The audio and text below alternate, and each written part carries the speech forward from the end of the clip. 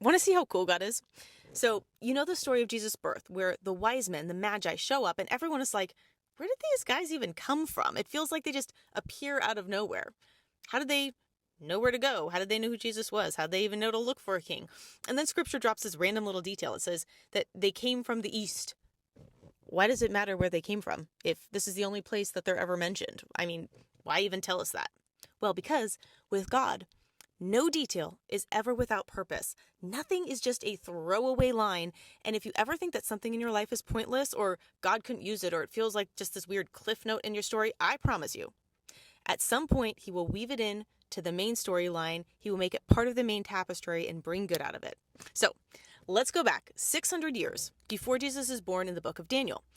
Babylon conquers Israel and plunders gold from the temple to give to the Babylonian king. So King Nebuchadnezzar, the king of Babylon, has this dream that disturbs him, and he asks if anybody can tell him what the dream was and interpret it for him. All the wise men and all the Magi can't do it, but Daniel can. The dream is about the order of kingdoms that will come after Babylon. An interesting side note, Daniel gets this right when we look at history. So because of this, Nebuchadnezzar puts Daniel in charge over all of the wise men and all of the Magi.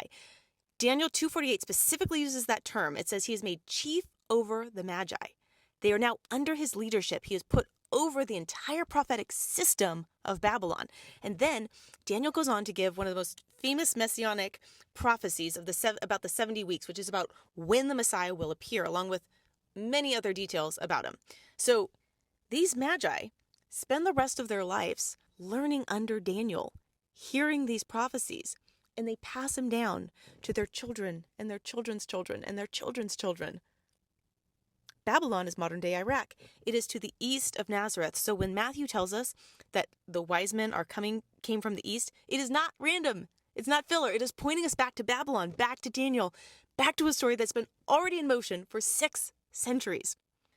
Daniel was taken into exile, ripped from his home, living in a place that probably felt like pointless and painful and unfair.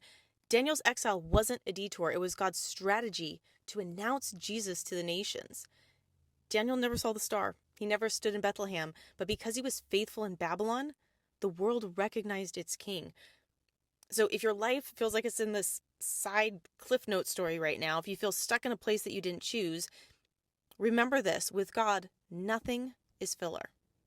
Nothing is wasted. Your obedience today might be lighting the sky for someone else tomorrow.